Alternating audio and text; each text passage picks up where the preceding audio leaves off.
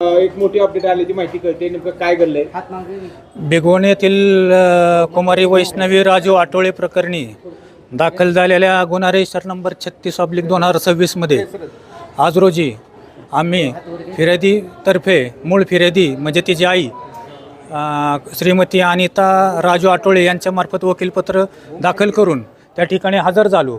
त्यावेळेसच कुमारी वैष्णवी व्हिडिओ कॉन्फरन्सद्वारे VC मेहरबान कोर्टापुढे हजर केलं आणि त्यावेळेस मेहरबान कोर्टाने तिला तिची संमती विचारली असताना प्रथमदर्शनी तिने सांगितलं की तिने आई आणि तिच्या मामासोबत जाण्याची इच्छा प्रदर्शित केल्यामुळे त्या अनुषंगाने कोर्टाने तिचा ताबा तिचा मामा आणि आई यांच्याकडे देण्याबाबत आदेश पारित केलेला आहे। आता मुलगी कुठं, आईकडे का मामाकडे? कारण दोन्ही म्हणजे आई आणि मामा वेगवेगळ्या ठिकाणी राहतात। आई आणि मामा वेगवेगळ्या ठिकाणी राहतात।